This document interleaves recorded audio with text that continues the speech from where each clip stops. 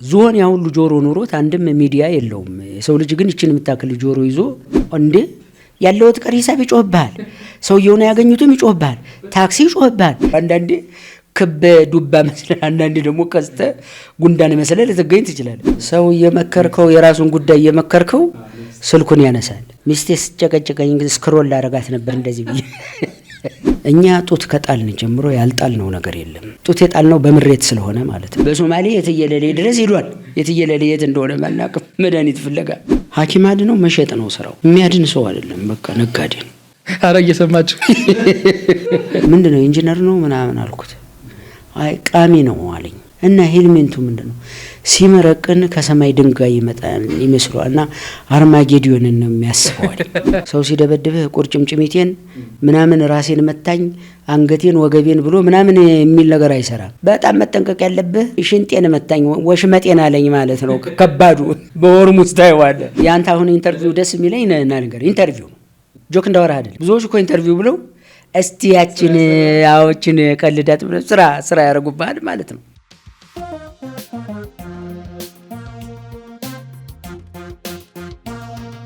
ጤና ይስጥልኝ የተከበራችሁ በያላችሁበት። እነሆ ዛሬ ደግሞ ኮሜዲያን ምትኩ ፈንቴን ይዘን ከእናንተ ጋር ተከስተናል። እንደተለመደው ሁሉ ላይክ፣ ሼር፣ ሰብስክራይብ በማድረግ አብራችሁን ቆዩ። ኮሜዲያን ምትኩ ፈንቴ በቅድሚያ ጥሬና ክብረሽ ስለተገኘልኝ እጅግ አድርጌ በጣም አመሰግናለሁ። እኔም ደስተኛ ነኝ። ከረጅም ጊዜ ጀምሮ ነው የምንተዋወቀው፣ ከዩኒቨርሲቲ ጀምሮ። ትክክል። እንግዲህ እንደ የዩኒቨርሲቲ ተማሪዎችን ይመጣል ያበረታታል። ከዛ ጊዜ ጀምሮ ለማለት ነው። ከዛ ጊዜ ጀምሮ አንተ ዲግሪ ጫንክ እኔ ችግር ተጭኖኛለሁ። ኧረ እባክህ እንግዲህ ጨዋታውን ጀምረው ከሆኑ የሚገርም ነው። ኦልሞስት ወደ 2000 አላቅም 7 ይሁን 6 ገደማ ይሁን ምናምን ነው። ረጅም ጊዜ ሆኖታል። ረጅም ጊዜ ነው። ይገርማል። ደስ የሚል እንትን ነበራችሁ ዩኒቨርሲቲ ውስጥ። ባህል ማዕከል በጣም የሚወደድ ዝግጅት ነው። ከዛ ቦታ ላይ እንግዲህ ለተማሪዎች ልምድ እንድታካፈል ተጋብዘህ በጣም ሳቅ አድርጋቸው እኛም ፎቶ ሁሉ ተነስተን ፎቶቻችን ሁሉ አሉ እስካሁን ድረስ። በዛን ጊዜ ጀምሮ እንግዲህ ያው አንተም ማረሳ ያልተውከኝም። በጣም እንግዲህ የዛሬውን ጨዋታ ከመጀመራችን በፊት በሰፊው ማለት ነው አንድ ማስታወቂያ ደርሱ ወደ እናንተ እናደርሳለን። ኤምኤች ፈርኒቸር ይህን ስቱዲዮ እንዲያደርገው አሳምሮናል። እንዲሁም ደግሞ በሆቴሎች በተለያዩ ቦታዎች ሁሉ የሚሰራቸው የፈርኒቸር ውጤቶች እጅግ በጣም ማራኪ ናቸው። ምስሉ ላይ እንደምታያቸው ማለት ነው። የኤምኤች ፈርኒቸር ደንበኛ እንድትሆኑ በዚህ አጋጣሚ እንግዲህ ስልክ ቁጥሩን ከታች አስቀምጠንላችኋል። የኛ ጨዋታ ይቀጥላል። እጅግ በጣም አሁን በድጋሚ አመስግኛለሁ። እንግዲህ ያን ጊዜ ካነሳው አይቀር ትዝ ይል ከሆነ ተማሪዎች ጋር መተህ እንድናካፍል ተጫውተን እኔ ያው ከዛ በፊት በጣም ስለምወድህ በስራዎቹ መጨረሻ አካባቢ ላይ በጣም ከማያቸው የኮሜዲ ስራዎች ውስጥ ያንተ በጣም እኔ በተለይ በተወለድኩበት አካባቢ በጣም ገኖም ስለሚታዩ ከዩኒቨርሲቲ እስከ የድረስ ነበር የተከተሉት። ታስታውሳለህ? እስከ ነበር እስከ 6 ኪሎ ምናምን ወደ እንትን ነው ወደ ሰሜን ሆቴል ነው ድረስ እዛ ድረስ ሄድ ነው። ታዲያ እንደዛ ሄደን ራቱን በልተናል።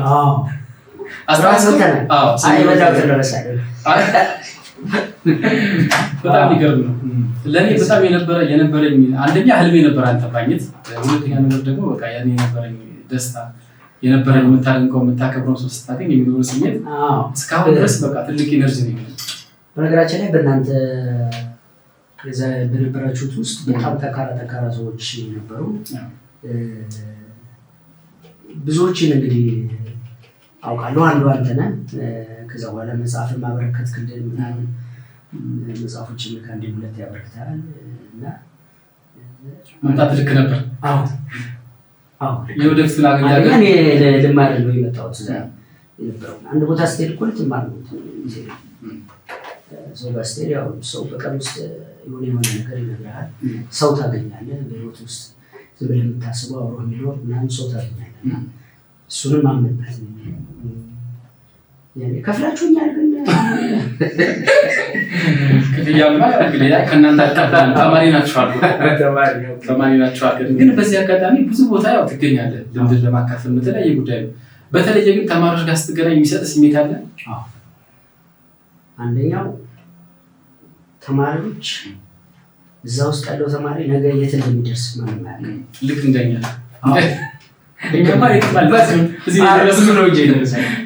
ሁለተኛ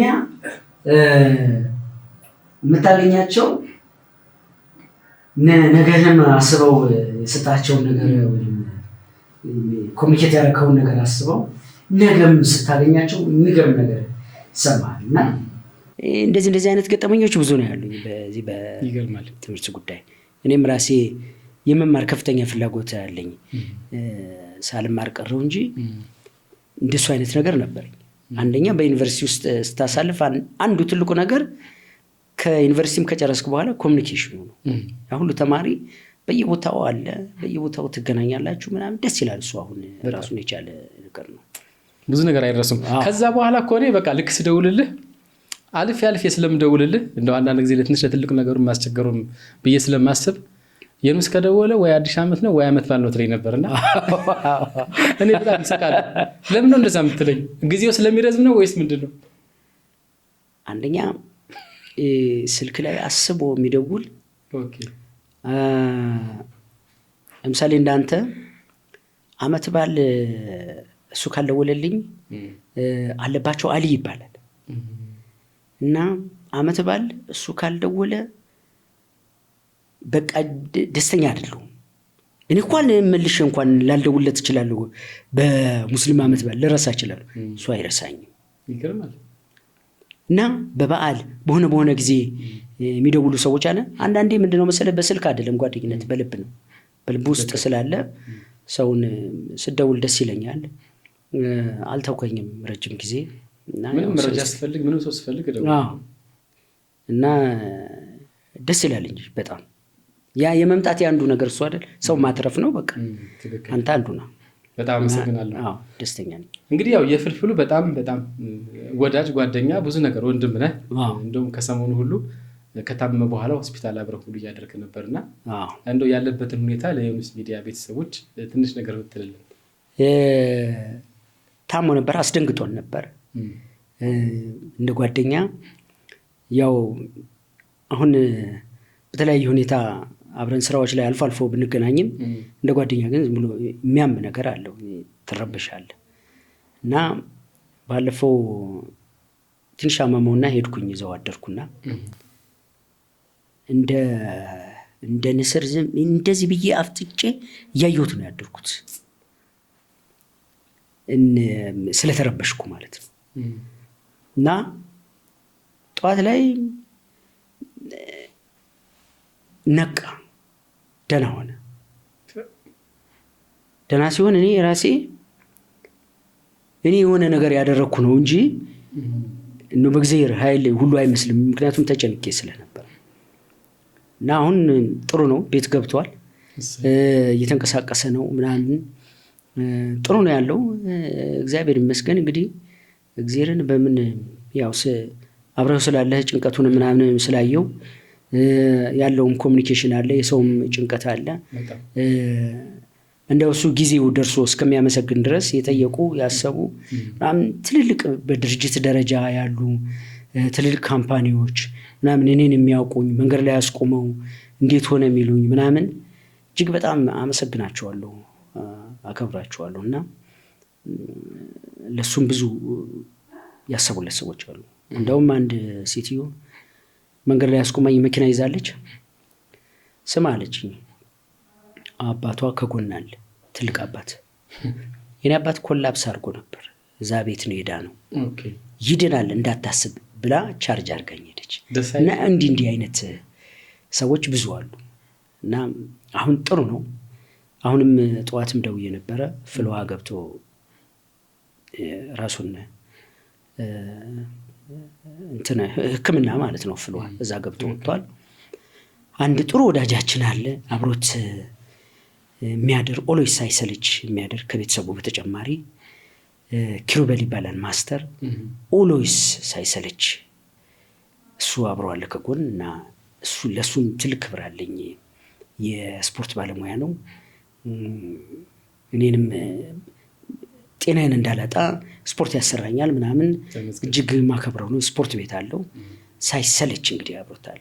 እና ሰው ለካ ተስፋ እናመሰግናለን ኪሩቤል፣ በጣም ክበርልን።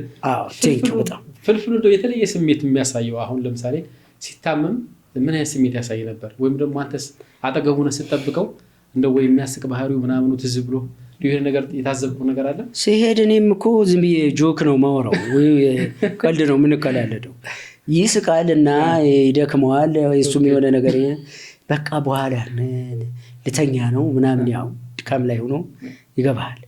ሂድ በቃ ምናምን ይላል እና እንደዚህ ሰዎችም እንደዚህ እንትን ሲሉ ትንሽ ልተኛ ሂዱ ምናምን ይላል። ያው ስትረስም ስለሚያደርግ እንትኑ ያው ኮሜዲያን ሆነህ ደግሞ ታመህም መታመምህን ሰው እንዲረሳው ታደርጋለህ። ልጠይቀው አዝነህ ፊትህን አጨማደህ ሄደህ ስቃህ ነው የምትወጣው። እና እሱ እንደዛ ነበር የሚያደርገው ተኝቶም።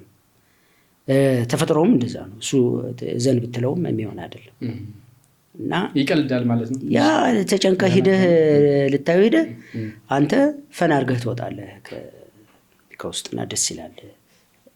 እግዚአብሔር መልካም ነው። ጥሩ ለውጥ አምጥቷል። እንደው በዚህ አጋጣሚ ለመጨረሻ ጊዜ ላንሳውና ከፍልፍሉ ጋር እንደው ሰማይ ከፍ ቢል ምድር ዝቅ ቢል እንደው ማረሳለት ብለህ የምታስበው? ብዙ ነው። አዎ ማለት ነው። ብዙ ነው። አንደኛ ሐሳብ ሰጠኸው፣ ሐሳቡን በማስፋት እኔ በታሪኬ የኮሜዲ ሐሳብ ሰጠኸው ሐሳቡን በጣም በማስፋት ለኔ በጣም ቁጥር አንዱ ነው። ሁለተኛ ነግሮህ ሁልጊዜ ነግሮህ እንዳትረሳው የሚያደርግህ ያው የኮሜዲ አንዱ ነገር እንዳትረሳው ማድረግ ነው። እና ብዙ አይነት ከሱ ጋር ብዙ አይነት ላይፍ ነው ያለው፣ ግን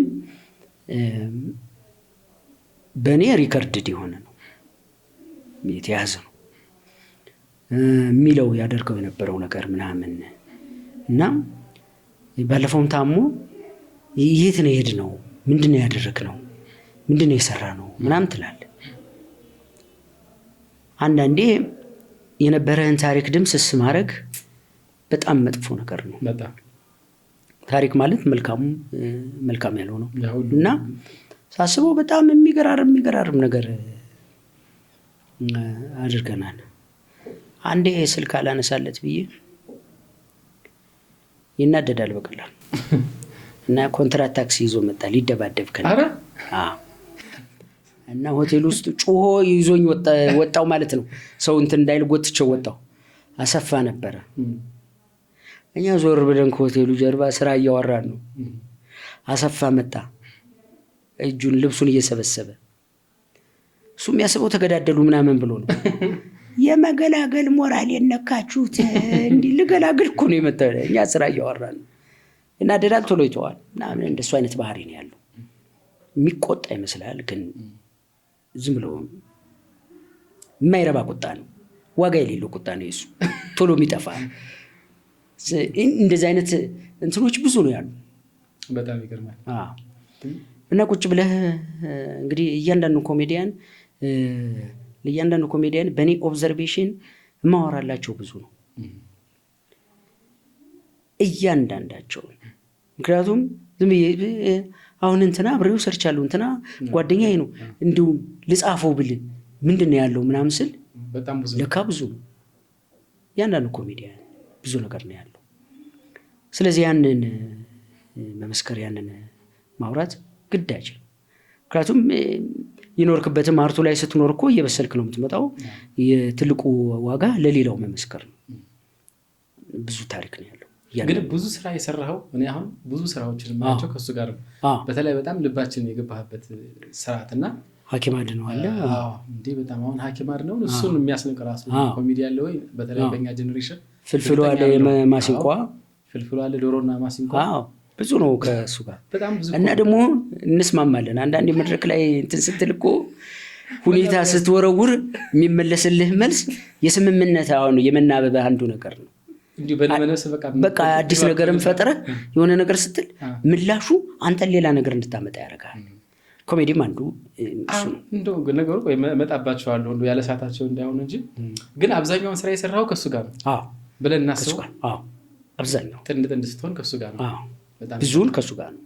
በፐርፎርማንስ ደረጃ በድራማ ደረጃ ምናምን ከእሱ ጋር ነው አብዛኛውን የሰራ ነው።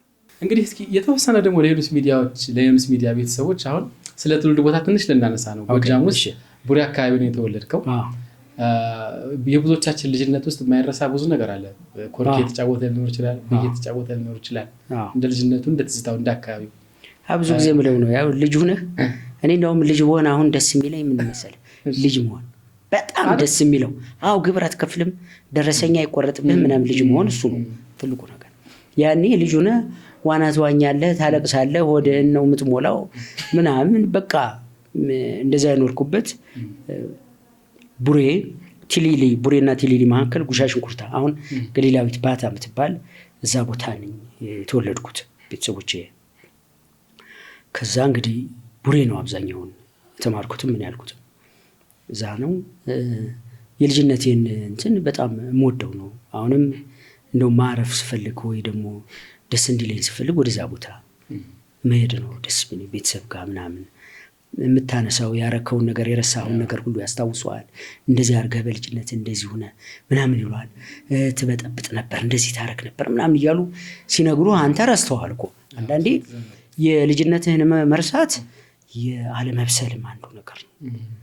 በጣም ስትበስል የልጅነትህን እያንዳንዱን አሻራህን እያየሁት እንደገና ወደኋላ ጻፊዎች እኮ አንዳንድ ጻፊዎች ልጅ ሆነው የተወለዱም አይመስልም እኮ የልጅነታቸውን ነገር ሲገልጹልን። እንደሱ አይነት ነገር ታያለህ። ሪፕሌስ አደረገው እነሱ ከነገሩኝ በኋላ እየመጣልኝ ያንዳንዱን ነገር አየዋለሁ። ለየትኛው ታድላ ነበር? ለስፖርት ለምናምን ወይስ ለየትኛው? ወይ በትምህርት ቤት ውስጥ ምን አይነት የተለየ ባህሪ ተሳይ ነበር? ስዕል ምስል ይመስለኝ ነበር በፊት።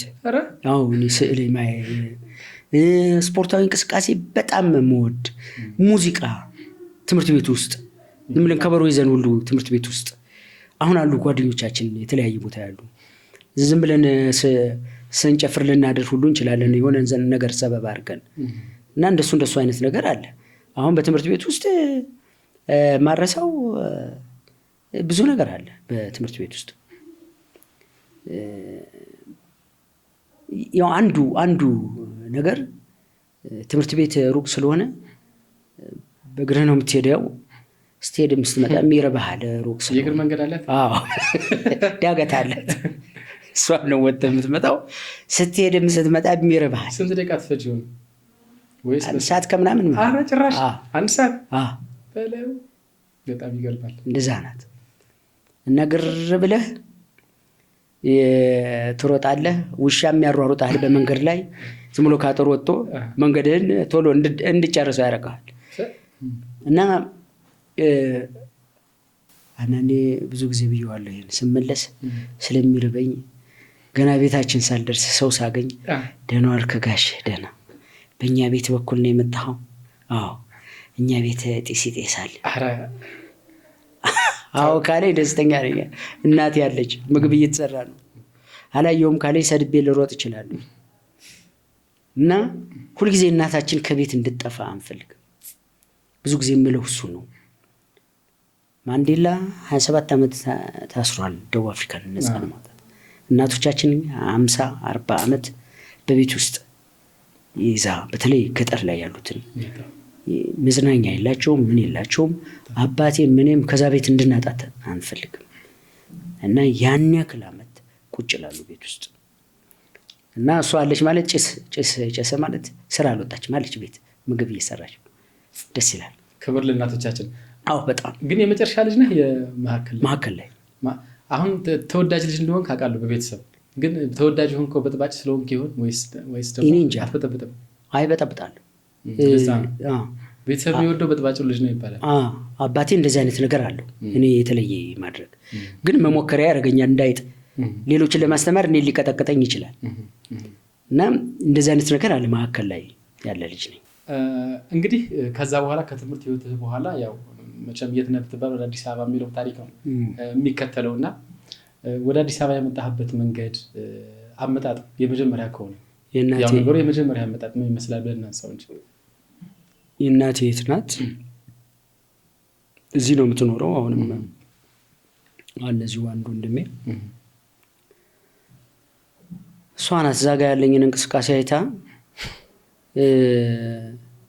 የሆነ ሙዚቃ እንድማር የሆነ ነገር እንድማር ነው ጉዳዩ ያመጣችን። ነገር ግን የሚገርም ታሪክ ነው። እሷ ለካ ቤት አትገባም ነበር፣ እኔን ለማድረስ ነው የመጣችው።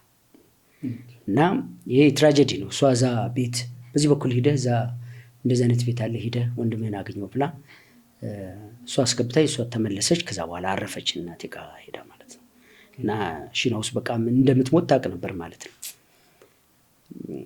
በዛ ሁኔታ ነው ወደዚህ የመጣሁት። አንዳንድ ነገሮችን ሞከርኩ። ያው አርቱ መጀመሪያም ስለነበረ ምልክት አይታ ነው እንደዛ ያለችው ሙዚቃ በተማሪ ያለችው አይታ ነው። በጣም ይገርማል። እሷ የዛ የነበረኝን ነገር አይታ ነው እንደዛ ያለችው። ያ ነገር ሙዚቀኛ ልትሆን እንደምትችል ወይም ስለ ሙዚቃ ፍቅር አሳደረኝ። ስለ ያሬድ ትምህርት ቤት ሄጃለሁ እንጂ አዎ ልመዘገብ። እሺ አሳልፌ ስለሄድኩኝ የሆነ 1 አመት ነው ምናምን የዚህ አመት ነው የሚመዘገበው። ያለፈው አልፏል። ወይኔ ለትንሽ ምን አልከ? አልተናደድክም? ተናደድኩኝ። እንደው ባካችሁ አላልከም? ያው ምን ታደርገዋለህ? ያኔ ደጋግሜ ሄጃለሁ፣ ግን ከዛ በኋላ ታውኩት።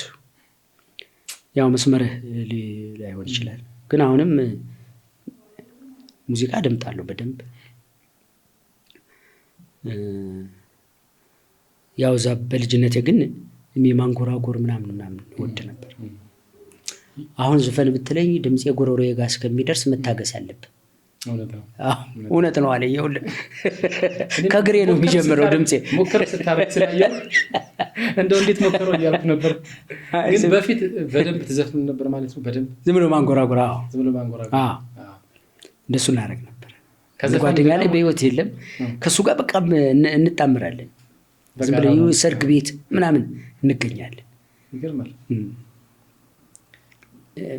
ያው አሁን እሰማለሁ አንድ ሙዚቃ ከወደድኩኝ አብሮኝ ሰው መስማት የለበትም። 10 ጊዜ ስለምደግመው ማለት ነው። ምንድን ነው ብሎ ሰው ይነጫነጭብኝ። እኔ ከወደድኩት በቃ ደጋግሜ ለብዙ ጊዜ አንድን ሙዚቃ ልሰማ እችላለሁ። እንደሱ አይነት ነገር አለ። በህይወት ካሉት ውስጥ በጣም የምታደንቃቸው መቼም በህይወት የሌሉትን እንተዋቸውና ሙዚቀኞች ብዙ ናቸው። ወይ አድናቆትን የገለጽክልታል አግኝተኸው ወይ? አዎ እናመሰግናለን፣ አመሰግናለሁ ያልኩት ብዙ አለ። ብዙዎችን ሳገኛቸው እንደሱ ነው የምለው። ምክንያቱም አንድ ሙሉ ካሴት ውስጥ አንድ ነገር ሊሆን ይችላል። እኔ የምወደው ሙሉን ካሴት ላይሆን ይችላል። ኤፍሬምን በጣም እወዳለሁ። ግጥሙን መስማት እና ግጥሙ በጣም ፓወርፉል ነው። እንደዚህ ሙልጌታ ተስፋዬ አያሙሌ እሱን ስለሱማ እንደው መጠየቅ ጥያቄ ራሱ አለ። እሱን እና ግጥሞችን ዝም ብዬ ከሙዚቃ ውስጥ ግጥሞቹን መስማት እንደው ማዳመጥ ግጥሞቹን ማን የጻፋቸው ምናምን የሚል እንትን ይሰማኝ። አንዳንዶች ዝም ብለው ከህይወት ውስጥ የተወሰዱ ቢመስሉ አሉ፣ ያልተገጣጠሙ ከሆነ ቦታ ቁጭ ያለውን አንስቶ የሆነ የሚነግረን አይነት ነገር የሚመስል ግጥሞች በእኔ እይታ በእኔ እሳቤ ነው። በሌላው ላይሆን ይችላል። እንደሱ አይነት ነገር ይሰማኛል አንዳንዶችን ስሰማቸው። በጣም ይገርማል። ወደ አንተ ስራዎች ስንመጣ ለመጀመሪያ ጊዜ ሰው ሰምቶልህ ያደነቀ ለመጀመሪያ ጊዜ ኦዲየንስ ጋር ደርሰው እኔ አሁን አይረሳኝም። ለመጀመሪያ ጊዜ ልክ እንደዚህ ሚዲያ ላይ ምናምን ስታይ አስታውሳለሁ የተሰማኝ ስሜት ነው። መጀመሪያ ሰው አይቶልህ በጣም ተገርሞናል ያለ በየትኛው ስራ ነው? የመጀመሪያው እኮ ሬዲዮ ነው። ሬዲዮ ቅዳሜ መዝናኛ እኮ ያኔ እኮ ሬዲዮ ቢሆንም ያው ብዙ ነው። ሬዲዮ ቢሆንም መዝናኛ ላይ ነው። በአሁኑ ሰዓት እንደ ቴሌቪዥን በለው። እነ አብርሃም አስመላሽ ኦኬ ነፍሱን ይማር እሱ ነበረ። እና እኔ በእግሬ ታክሲ ምንም የለም ዝም ብዬ አቆራርጬ መጥቼ ከተነሳሁበት እስከ ሬዲዮ ጣቢያው ድረስ ያለውን ኦብዘርቭ ያደረኩትን ጆክ አድርጌው ሰርቼ ይሄዳሉ። ዘነበ ወርቅ ነው ወይስ ፒያሳ ያለው ሬዲዮ? ፒያሳ በነበረ ፒያሳ እዛ ያለ ፒያሳ በነበረ ጊዜ እና እንደውም ስገባ ሲፈትሹኝ ቀስ ብዬው ክረምት ነበረ። ምንድን ነው አለኝ። አይ ካልሲ አላረኩም ብርድ ታስመታኛለህ፣ እስቲ ከፍ አድርገው አለኝ። ካልሲ የለኝም እና በሌላ ቀን ስመጣ ዛሬ ካልሲ አድርገሃል አላረክም የምትገርም ምልክት ሆነች። እና እዛ እየገባን ዳንኤል የሚባል ሰው ነበረ። አሁን ጀርመን ነው ምናምን ያለ እና እሱ ነገሮችን ማየት የሚችል የሰራውን የጻፍከውን ነገር ማየት የሚችል ሰው ነበር። የሆነ ሰዎች አሉ ኢትዮጵያ በጣም የሚገርም ኮርፖሬሽን ላይ ልክ እንደዚህ የሚገርም ቆየት ያሉ ሰዎች ነው፣ ግን በደንብ አይተውልህ የሆነ አስተያየት ይሰጣል። በቃ ጠንካራ ሰዎች ጠንካራ ነገር እንድታስብ የሚያደርጉ ጠንካራ ሰዎች ናቸው። ትክክል። ያኔ ሲነግርህም ስተትህንም ሲነግርህ በደንብ ነው የሚነግርህ፣ መቀባባት የለውም። ይገርማል። እና እንደዛ ከዛ ወደ ቲቪ ስመጣ የሆነ የመጀመሪያው እንደውም ሰውን ያስታውሰኝ የሆነ ቧንቧ አከራይ ሆኖ የሰራ አንድ ካራክተር ሰራው። ሰው አየው ቧንቧ ምን ላይ ሄደ? ኢቲቪ ላይ ኢቲቪ 120 ላይ ምናምን አሁን እንደዛ የሆነ የበዓል ምናምን ነው። ከዛ አልፎ ያው በበዓል እየሄድን እንሰራለን። ከዛ ሐኪም አድነዋለን ሰው በልኬ በኢትዮጵያ እንግዲህ በሙሉ የኮሜዲ ይዘት ያለባበሱ አረማመዱ ምኑ የተሟላ ነገር የሚባለው ሰው በልኬ። እሺ በጣም እንግዲህ ጨዋታችን አሁንም ሞቅ ደመቅ እንዳለ እንደቀጠለ ነው። እንግዲህ በስፋት የምናነሳው ወደ ኮሜዲ ስራዎች ነው። በኮሜዲ ስራዎች እኔ ስቄ ፈንድቄ ተጫውቼ አንድ ጊዜ አለ 10 20 ጊዜ 30 ጊዜ እያየነው ሙድ የተያያዝንበት የተገረብንበት በእያንዳንዱ ቃል በጣም ብዙ አይነት ነገር ነው ያለው። እውነት ለመናገር በየአካባቢው ተመሳሳይ ነው ብዬ ነው የማስበው። እንግዲህ የዘጠናዎቹ መጨረሻ አካባቢ ላይ ያለው ነገር ሁሉ ቦታ ቢኬድ ተመሳሳይ ዘጠናዎቹ የሚባለው አጠቃላይ ተመሳሳይ ነገር ነው ያለው እና በኮሜዲ ዘርፍ የእናንተን የማያስታውስ እናንተን የማይወድ ሰው የለም። ያኔ ሲዲ ነበረ። ሲዲ ተከራይተ ነው እስከሚጫር ድረስ ፊትህ በጅራፍ የተገረፈ መስሎ ሲት እያለ ሁሉ አይተነዋል ምናምን የሚሉ በጣም ብዙ ነው እና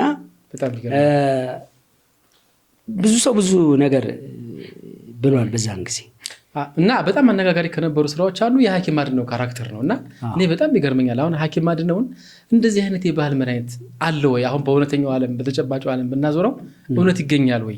እሱ የሱ ብቻ ሳይሆን ኢቭን የመድኃኒቶች ስም ራሱን የቻለ የበሽታዎች ስም የሚያስቅ ነው። ግን እንደው በካራክተር ደረጃ እንዴት ተሳሉ እንዴት ታሰበባቸው ብዬ እኔ መጠየቅ ፈልጋለሁ።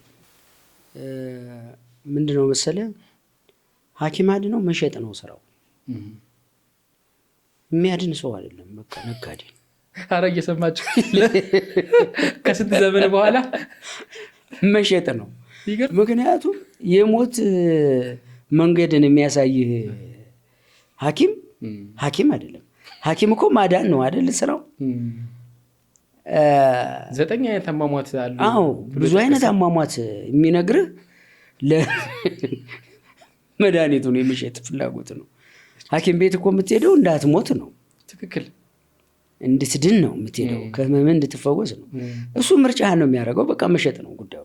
የሚገልም ይሁን ምንም ይሁን በቃ አንዳንዴ ምንድነው መሰለህ በዛን ጊዜ ልክ እንደ ፕሮሞሽን እንደሚሰራ ሰው አይነት እሱ ያልሄደበት ሀገር ያልሄደበት ሀገር ራሱ የለም እኮ። በዚህ በሱዳን ዚዳን ድረስ በሶማሌ የትየለሌ ድረስ ሄዷል። የትየለሌ የት እንደሆነ ማናውቅም መድኃኒት ፍለጋ እና መሸጥ ነው። አሁን ለቆራ ለሞራ ይልና ለሻይ ቅጠል ደግሞ ይላል። ሻይ ቅጠል የሚባል በሽታ አለ እንዴ? ምን አውቃለሁ። አየሁ መሸጥ ነው ፍላጎቱ። አንተን አምታቶ መሸጥ ነው። በጣም ይገርማል። እና ለምን አሁን እኮ እንደዚህ አይነት ነገር እኮ ብዙ ነው ያለው ለምን አይሰራም ምናምን ይላሉ። እንዲህ አይነት የመሸጥ ነገር ነው፣ የማዳን ነገር አይደለም የመሸጥ።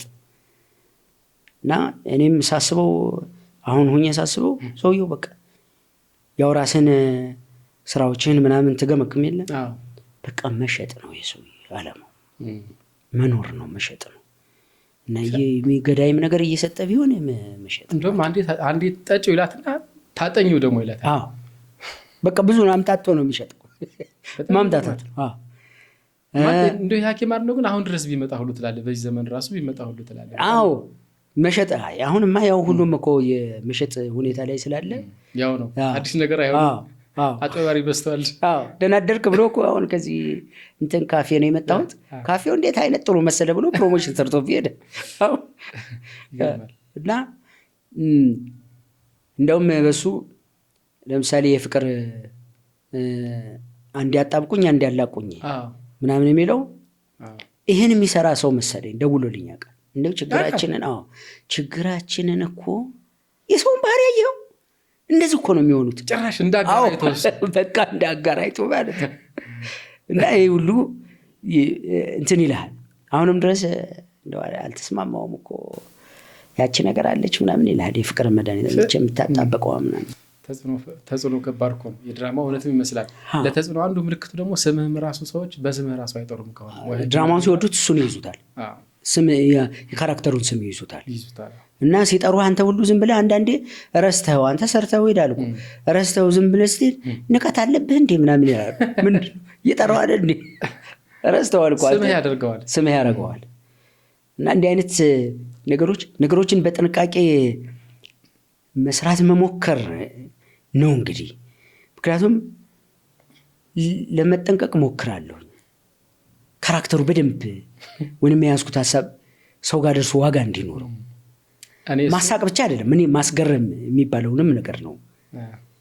እሱ በቃ ከ90ዎቹ በኋላ በኢትዮጵያ የኮሜዲ ታሪክ ያው መቼም ዘርፉን ያጠኑ ሰዎች ብዙ ነገር ሊሉ ይችላሉ። ግን በተለይ በቴሌቪዥን ከምናያቸው በሲዲ ከምናያቸው ውስጥ በሱ ልክ በጣም ሀሳቡን የሚቀያይር በሱ ልክ በእያንዳንዱ እንቅስቃሴ ሰዎችን የሚያስቅ እኔ ያለ ብዬ ሰው በልኬ አንዱ ነው። እሱ ነው አንድን ጉዳይ ይዞ ብዙዎችም ብዙ ሀሳብ ሰው በልኬ ማለት ማይክርስቶስ ማለት ነው። ማይክርስቶስ ገጸ ባህሪ ያለው እሱ ብዙ ሰዎች እሱ ለየት የሚያደርገው ያው ረጅም ወጥ ነው። እና በዚህ በፊልም በምናምን የሰለጠኑ ሰዎች ኮሜዲ ይዘት እንደዚህ ነው። በቃ አንተ እንዳደረግከው ነው፣ ይሄው ነው የሚለይ። በወርድ ደረጃ በቃል ደረጃ የሚለው አለው፣ በአለባበስ ደረጃ አለ፣ አካሄዱ አለ፣ ምናምን አለ። እነዚህ ለካራክተሩን እናውቀዋለን። ከዛ በኋላ ስለሚያደርገው ነገር ነው የሚያስጨንቀን ወይም የሚያዝናናን። እና እንደዚህ ነው ምናምን ብለው ብዙ እኔ ያላሰብኩበትን ሁሉ እውቀት የጨመሩልኝ ከዛ ስራ በኋላ ነው። እና ደስ ይላል። የሆነ ነገር ይዘህ ስትቀርብ 2 ነገሮችን ታገኛለህ ወይ 3 ነገሮችን 4 ነገሮችን ታገኛለህ። ምን ናቸው? አንደኛው ሪል ሀሳቡን የሚነግርህ እንደዚህ ብታረገው ምናምን የሚልህ፣ አንዳንዱ ደግሞ ሳይነግርህ ከሚቀር እንትኑን እንደዚህ ማድረግህ እኮ ትክክል አይደለም ምናምን ብሎ የሚነግርህ አለ። አንዳንዱ ደግሞ እንደው ፎልት ሲፈልግ የሚቆያል ስተቱን ስራን ባዶ ለማድረግ። እነዚህ ሁሉ ግን አስተያየት ናቸው ከተጠቀምክባቸው። ትክክል። እና ብዙ አይነት ገጠመኝም አለ በዛ። አንድ ሰውዬ ከሰው መሀል መጥቶ አተ ምን ስለሆንክ ነው ስራህን 10 ጊዜ ማየው? ስራ ስለሌለህ ነው ብዬ ወደ ጉዳይ ነው። አይ ቆይ አዳምጠኝ ብሎኝ መጀመሪያ ሲዲውን ከትቼው ምን የህፃን ጨዋታ ምናምን ብዬ አወጣሁት። እግዚአብሔር ሲረዳ ሌላ ሲዲ የለም ሲከተቱት ብዬ ደግሞ ገባል የሆነ ነገር አገኘዋል። እንደገና አሁንም ሲዲ ሌላ የለም እንደገና አየሁታል። ከዛ እየጣመኝ ከ10 ጊዜ በላይ አየሁታል። እኔ ስራ የሌለኝ ሰው አይደለሁም። እንደዚህ ብሎ የሆነ ካምፓኒ ያለው ሰው ነው እንደዚህ ያለ። አንዱ ደግሞ የእናንተን ስራ ካዩ በኋላ ልጆቼ ውጭ ሀገር ያለ ሰው ቋንቋ አማርኛ ቋንቋ ማስተምርበትን ምን ላድርግልህ አለኝ። ደግም አማርኛ ቋንቋ አስተምራቸው ቀጣዩን ሲዲን እንዲገዙልኝ እንዲያዳምጡት። በጣም ይገርማል። ቴንኪው በጣም እንደዚህ ትለኛለህ ብዬ አላሰብኩም ነበር አለኝ። በቃ እንዲያዩልኝ ነው አንፈልገው። እና ብዙ አይነት እንትን በቤተሰብም ደረጃ ምናምን አንዳንዶች ደግሞ እዛ ካራክተሩ ማቶነኝ ይላል። አንዳንድ ሰዎች የእውነት የአእምሮ ችግር ያለበትን ሰው ነው ካራክተር ያደረጉት እንጂ ጤነኛ አክተር አይደለም ብለው አስበው ተወራርጄ ነው ከጓደኛዬ ጋር ደውልና ሃይ በለው ብሎኛል። አንድ መንገድ ላይ ያለው እርግጠኛ ነህ አንተ ነህ ምናምን ብሎ ማለት ነው። እና ካራክተሩን አሁን ካራክተር እጨነቃለሁ። እንደዚህ አይነት ነገር ብዙ ነው ገጠመኝ ብዙ። እርግጠኛ ነኝ አሁን ይሄን እየሰሙ ያሉ ተመልካቾች የሚሉት እንደው እነዚያ ስራዎች እንደው ወይ እንዴት አይደገሙም እንዴት ሳይሰሩም። አሁን እንደዛ ወጥ የሆነ የኮሜዲ ስራ ታይቷል ወይ? በዚህ ልክስ እኔ አላውቅም። ሰው ከልቡ መሳቅ የሚችልበት ጊዜ እንዴት ነው መፈጠር የሚችለው የሚለው ነገር እርግጠኛ ነኝ ይሄን ነው ሊጠይቁ የሚችሉት። በጣም ከልብ ነው የሚወደድ። መወደድ ስንል በጣም የሚወደድ ስራዎች ናቸው። ሁኔታውን ይሄንን በዛን ጊዜ እንግዲህ ሲዲ ገዝቶ ተከራይቶ አይቷል። በዚህ ዘመን ደግሞ እጁ ላይ ነው ያለው ቴክኖሎጂ። ስለዚህ ይህንን የሚመጥን ነገር ማምጣት ግድ ይላል። አብሮ መራመድ ያስፈልጋል። ያለበለዚያ ትረሳለህ። ምክንያቱም አሁን ቶሎ ቶሎ የመርሳት እንትን ነው ዘመነ ዝንጋይ ነው የሚሉት፣ የመዘንጋት ዘመን እንደሱ። እንግዲህ ማለት ተሰርተው በሲዲ ታትመው ነበር የሚካፈሉት ወይስ ለሆነ ተቋም ምናምን ነበር የሚሰሩት? የሆነ ተቋም ትንሽ ነገር ሰጥቶ ገዝቶት እሱ ያከፋፍለዋል። እና በዛን ጊዜ ሲዲው ነበረ ሻማ የነበረው። አንተ አልተጠቀምክበትም፣ ትንሽ ነገር ነው። በዛን ወቅት የነበረው ክፍያ ያንን ወቅት የሚመጥን ነው። በቃ ያችን ይዘህ እንደገና በነጋታው ደግሞ ሌላ ስራ እንደሱ ነው። በጣም ይገርማል። እኔ መቼም አይረሳኝም። በተለይ ደግሞ ሐኪም አድነው ላይ እና ሰው ልኬ ላይ ያለው ነገር በጣም አይረሳኝም። ግን ሌሎችንም እስኪ ጠቀስ እናርጋቸው። ለምሳሌ ባልና ሚስቱ ላይ እሱ አሁን ተከታታይ ነበረ። እሱ ተሰርቆ ነው የወጣው። ለቴሌቪዥን ነበረ የተሰራው፣ ተሰርቆ ወጣ።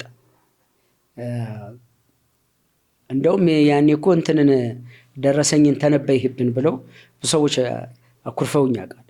ያስቃል። ግን ይኸው አንተ ሰርተው እኮ ነው ከዛ በኋላ ደረሰኝ ምናምን የሚለው ማለት ነው። ሰውየው ለመዝናናት ሲሄድ ለእያንዳንዱ ነገር ደረሰኝ አምጣ ብለዋለች ሚስቱ። ከዛ ያልጠበቀ ደረሰኝ ውጭ አድሮ መጣ ሰክሮ እና ምን ስጋ በልተሃል እንዴት ብሏል። አንበቢው በደንብ ይላታል። ገብረ ምንድን ነው የሚለው ይላል። ቤት አስተካከል ምናምን አድሮ ነው የመጣው። እና እሱ አስደበደበው በሚስቱ። ግን የሚቀጥል ነበር፣ እሱ ተከታታይ ነበር። ያው ተሰርቆ ወጣ። ይገርማል። ያ ጊዜ ደግሞ መሳሪያ ምናምን ነበረው መሳሪያ። ያው ነገር አሁንም እየተሰረቀ ሲወጣ አሁንም ያው ነው ሐሳብህን አንዱ ያለው እንትን ችግሩ ነው። እሱ ነው። የፍልፍሉና ዶሮን በጣም የሚያስገርም ነበረ። የሰርጉ ቤትም ራሱ ሰርጉ ቤት አሁን እሱም አሁን ያው ነው እኮ ያንተ እንትን እኮ ነው። አሁን እኮ እንደዚህ እየሆነ እኮ ነው። ምንም እኮ ሰው ምናምን ብሎ አንተ የማታስበውን ነገር ይነግራል። ሰርግን ስታስብ አንዱ ሚስቱ ከሳው ተፈርዶበት ከፍርድ ቤት እየወጣ ነው እና ዝም ብሎ ነው የሚወራው። እኔ እኮ አውቀዋለሁ ገና ቀለበት ሳስርላት እኔ ራሴ ቀለበት ውስጥ መውደቄን እኮ ያወቅኩት ያኔ ነው። አፕሊኬሽን እንኳን ከሷ ፈቃድ ውጭ መጫን አልችልም። እሷ አይታው ተገንዝባ ደሞዜን መልኬን አትወደውም፣ አሳስቤን አትወደውም፣ አለባበሴን አትወደውም። ታዲያ ምንድን ነው ሲባል ደሞዜን ነው የምትወደው ምናምን።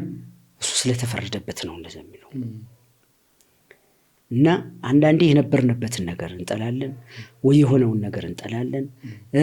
ሰውየውም እዛ ሰርግ ደጋግሞ ስለደገሰ ሰልችቶት ነው በቅቶት ነው በቃ ኑሮም እየተወደደ መጥቷል። እና ደስ ብሎ ታደርግ የነበረው ነገር ሲደጋገም ወይንም ጉዳዩ በተቃራኒ ሲሆን የነበረህን ደስታ ሁሉ ወደ ሳቅ ወደ ኔጌቲቭ ነገር ትቀይረዋል። በጣም ይገርማል። ግን እንደ እንትን ስናያቸው በቃ ስራዎች በተለይ ደግሞ ስሞችን ሐኪም አድነው ነው ማይክሮሶፍት የሚለውን ስም እንደኔ ከሌላውም በተለየ መንገድ ማለት ይቻላል ካንተ ጋር አጣብቀውት አሁን እንደው ምትኩፈንት የሚባልህን ሰው ምን ያክል ቃልም ቢለው እኔ ጥያቄ አለኝ። ይዞት ራሱ የሚረሳው ይመስለኝ። አንዳንዴ እኔ ራሱ ማላቀውን የሆነ ጊዜ ሰርቼ በካራክተሩን ይዘው ሲጠሩኝ እኔ ራሴ እኮ ካራክተሩን ረስቼዋለሁ። ወደ ሌላ ስራ ስለምትሄድ ጋሽ ዋንጫ ምናምን ሲል ነው የሚለው ምናምን ለካ ጋሽ ዋንጫ ካራክተር ነበር። ምን ላይ ነበር እሱ? ጋሽ ዋንጫ የሚባል ካራክተር ነበር። እንደዚሁ የኮሜዲ እንትን ነበር። ብዙ ነው በካራክተሩ የሚጠሩ እና አሁን ይጥሩ አይጥሩ እንዴት ነው? ከዚህ በኋላ ሰው የምርጫውን ነው ያየውን ነው። ያየውን ትረዳቸዋለህ። የያዘውን ነው የገባውን ነው። እንኳን ካራክተርን ስም ሲጠሩ እንትና እንትና ምናምን ይሉ የለ እንትና ማን ነው የሁላችን ስም በቃ እንትና የሁላችን ስም እንደሱ አይነት ነገር አለ። የሚገርም ነው። አሁን የኮሜዲ ስራዎችን አነሳሁ እንጂ ይሄ ብቻ አይደለም። ፊልሞች ላይም በርካታ አስተዋጽኦ አለ። የተወሰኑትን እንደው ልጥቀሳቸው ብል ለምሳሌ አሁን ወይ አዲስ አበባ አለ፣ ከፍቅር በታች የሚል አለ፣ ፍቅር በአማርኛ የሚል አለ። እንዲህ አይነት ፊልሞች አሉ። ፊልሞች ላይ ስትገባ ማለት መጀመሪያ ፊልም ፍላጎት ነው ወይ? ሁለተኛ ነገር ደግሞ ስትገባ እንዴት ነው ያን የኮሜዲውን ባህሪ ነው ይዞ የሚያስገባው ወይስ ደግሞ አንዳንዴ ምንድነው መሰለህ ሲሪየስ ፊልም ላይ ሲያስገቡኝ እኔ እነግራቸዋለሁ። ካራክተሩ ምናልባት እንትን እኔን በኮሜዲ ስላዩኝ ፊልሙን ወደ ሳቅ እንዳይወስዱት ይህን እንትን ብላችኋለሁ ምናምን ሲሪየስ ከሆነ ፊልም አይ ያስፈልገናል ምናምን ብለው ሲገባ ኦዲየንሱ ሽፍት ሲያደርግ ወደዛ ወደ ሳቁ ምናምን ሲሪየስ ጉዳይ ያረከም እሱ ነገር ሰው እንትን ለምሳሌ ወይ አዲስ አበባ የሚለው ክፉን ችላ ነበር የሚባለው ማለት ጭንቅሎ የሚለው ካራክተር በሱ ነው በዛ ስራ ነው እሱም የታየው ያን ያክል አቅም እንዳለው የታየው በዛ ስራ ነው። ጭንቅሎ የኔን ቤት ልጅ አፍቅሮ ዝም ብሎ ገብቶ የሚገኘው እና እሱ አሁን በደንብ ነው የታየው። ከዛን ከፍቅር በታች ፍቅር በአማርኛ ይሄ ቻይናው ምናምን ያለበት ማለት ነው። ኦኬ አስተዋጽኦ እስካሁን ድረስ ጓደኛዬ ነው። አራ ምን እንዴት ነው አማርኛ ለምዶ ነው እንዴት ነው ግን ሰባብሮ ነው አሁን ክትክቱን አውጥቶት ነው የሚያወራው። ግን ምንድነው መሰለህ ኮሙኒኬት የሚያደርግ ሰው ነው እና ለብዙ ሰው አሁን ካራክተሩ አሁን ደራሲውም ምን ይላል እኔ እኮ ያላሰብኩት ነገር ነው የሆነው ተጠቅሎ ወደ አንተ መጣ ኦዲየንሱ አንተን ያያል ምናምን አለኝ። አዎ ይሆናል እንደዚህ አይነት ነገር እኮ አለ እንደ ኮሜዲያን ስታስበው እኮ ያው ያንን የሰራውን ብቻ ሳይሆን ከዚህ በፊት የሰራውን ማስታውሶ ፈን ሊያደርግ ይችላል ምናምን ይላል። አዎ እና ብዙ ነው። እኔ አንደኛ ሙሉ ፊልም መስራት በራሴ እፈልጋለሁ። የኮሜዲ ፊልም ላይ ብዙ መስራት እፈልጋለሁ። ገና አልተነካም ገና አዎ እና አንዳንዴ አቅምህ የምታስበውን ነገር እንዳታረግ ያደርጋል ያለህ አቅም ትክክል እንጂ ብዙ በጽሁፍ ደረጃ ደጋግሜ ልሰራው የምችለው ብዙ ነገር አለኝ። እሱን መስራት እፈልጋለሁ። በሲኒማም ደረጃ ይሁን በተከታታይ ደረጃ እንግዲህ እንቅስቃሴ እያደረኩ ነው። ፈጣሪ ያሳካው። ግን ወደ ፊልም ውስጥ ጥሩ ነገር አገኘህበት በክፍያ ደረጃ ወይ በተቀባይነት ደረጃ ወይስ እንዲሁ ከኮሜዲ አልበለጠም? አሁን እኮ የክፍያ ስማ መኖርህ ነው ትልቁ ነገር። ያው ዝቅተኛው እኮ 100,000 ብር ነው ሲባል ድሮ ሰማ ነበር። አሁን አናውቅም ሚሊዮን ብር ነው ሊሆን ይችላል። ቁጥር ላይ በጣም ጥሩ ነው። ያኔ ሁሉም ዝም ብሎ በመከባበር እንደው የትራንስፖርትን ምንህን ከሸፈንክ ትንሽ ነገር ለኪስህ ከተረፈ በቃ ትሰራለህ። ፍቅሩ ይበልጣል እና ምክንያቱም ይሄ የፊልም ዘርፉ ገና አልዳነም ይመስለኛል። ገና ህመም ላይ ነው ያለው። ገና አሁን ደህና ይመስለኛል። አሁን ክፍያ እየተጠየቀ ነው። ምክንያቱም ፊልሙ ሲኒማን ባይታይ ዩቲዩብ ላይ ይታያል። ስለዚህ ይከፈላል። ያን ያክል እንደው እንደሌላው ኤክስፔክት የምናደርገው ባይሆንም ግን ጥሩ ነው ይመስለኛል። አንዳንድ ነገሮችን ሳጠና በጣም ጥሩ ነው። ደግሞ ለመስራትም አሁን ወጪው እየበዛ መጥቷል። ብዙ ጉልበት ይፈልጋል። ከዚህ ከፊልም ጋር በተገናኘ የፊልም መንደር ለመስራት እንቅስቃሴ አድርገህ ነበር ከወዳጆች ጋር ይመስለኛል። እና ይህን ጉዳይ በደንብ ስለማናውቀው ምንድነው ለመስራት ያሰብከው? እንዴት ነው የሄዳችሁበት መንገድ ምንስ ይመስላል የሚለውን።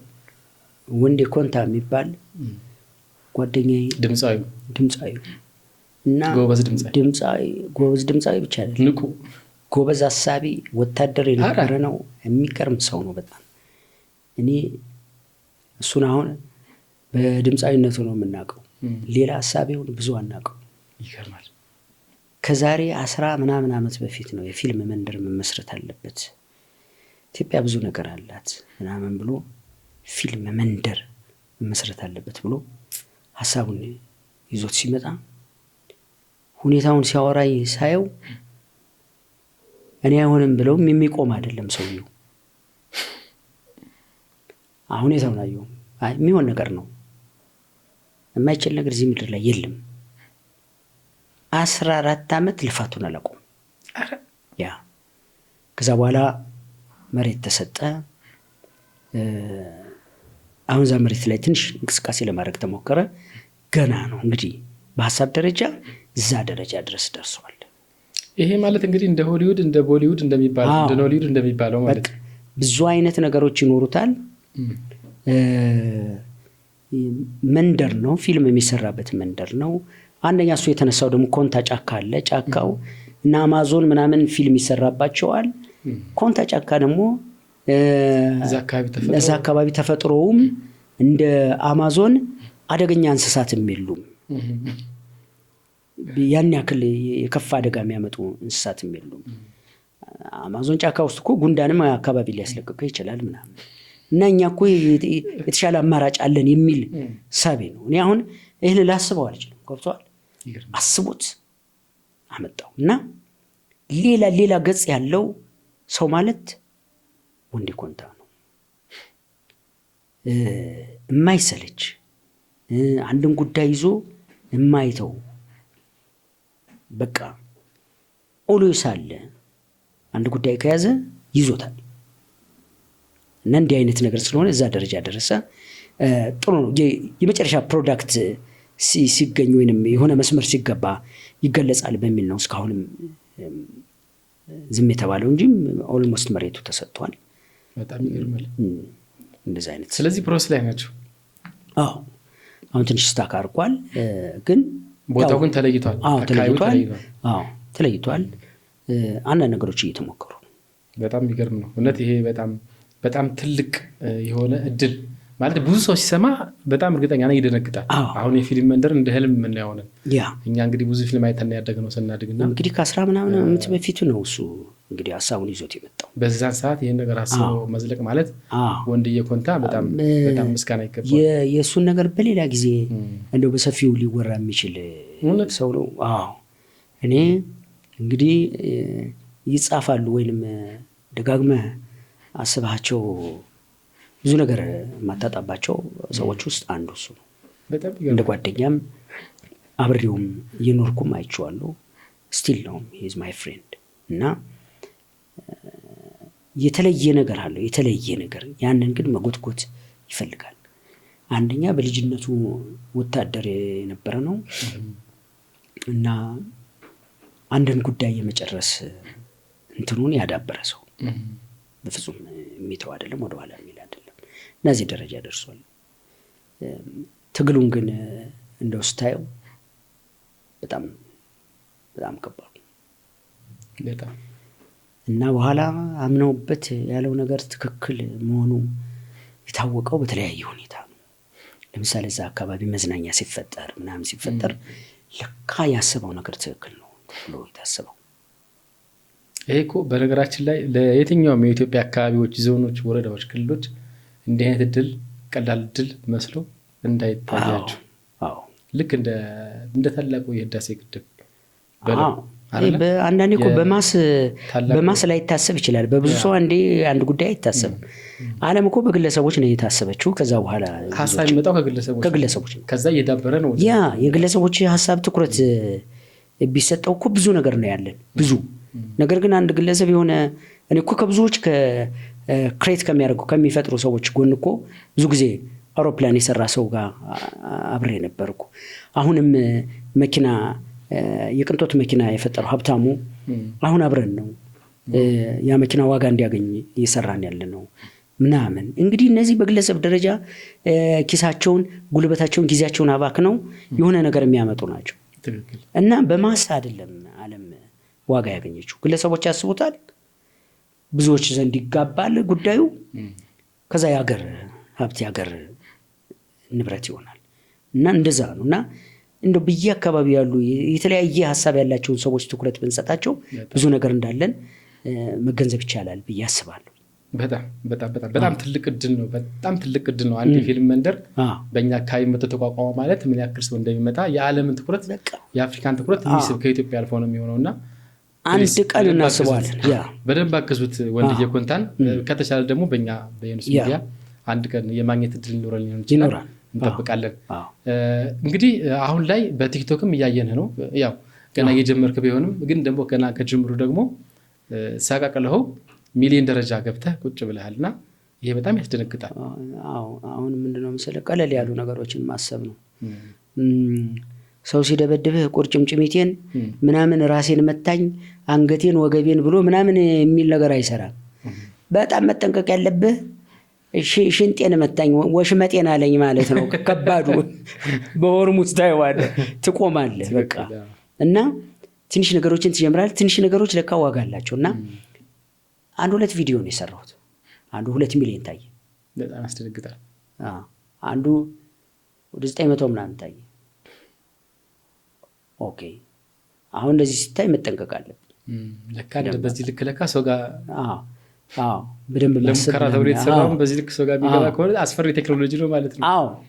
ስለዚህ ቶሎ መስራት አለብኝ። ቶሎ አሁን ዩቲዩቡንም ምኑንም ለመክፈት እንቅስቃሴ እያደረኩ ነው ላይ ስላለ። ምክንያቱም በቀን የማስበው በቀን የምመዘግበው ብዙ ነገር ነው ያለኝ። ያንን ወደዛ ማምጣት እፈልጋለሁ ብዙ በጣም። ግን ፕላትፎርሙን እንዴት አየው? ቲክቶክ እንዴት አየው? ሁሉ ነገር ባህሪውን ሁሉ ነገሩን ያው መቼም ብዙ አመት ቆየ ማለት ስለማይቻል አዲስ ነው። አዲሱ ነው ግን ኦልሬዲ ሁሉንም ሚዲያዎች ያዋጠ ነው። እንትን ያለ ነው። በጣም ከባዱ የምትለው ከባድ ነው። ሰው ጋር ቶሎ መድረስ የሚችል ፈጣን ነውና አንደኛ ሱሰኛ አድርጎናል። ሰው እየመከርከው የራሱን ጉዳይ እየመከርከው ስልኩን ያነሳል። ሚስቴ ስጨቀጨቀኝ ስክሮል ላደርጋት ነበር እንደዚህ ብዬ ጭንቅ ጠላን ገብተዋል። ቶሎ በየደቂቃው ማስወገድ እንደዚህ አይነት ፈጣን እጅህ ላይ ነው ያለው። ቶሎ ኮሚኒኬት የምታደርገው ነው። የምትፈልገውን እዛው የምታገኝበት ነው። ነገር ግን የማትፈልገውንም ነገር የምታገኝበት ህመም የሚሆን ነገር ልታገኝ ትችላለህ። እና እሱ ትንሽ እንግዲህ መጥቷል። ፕላትፎርሙ ነው። አንተ የተለያዩ ነገሮች ውስጥ ያሉ ነገሮችን ሊሸረሽር ይችላል። ሀዘኔታን ሊያጠፋብህ ይችላል። ጭካኔ ሊያመጣብህ ይችላል።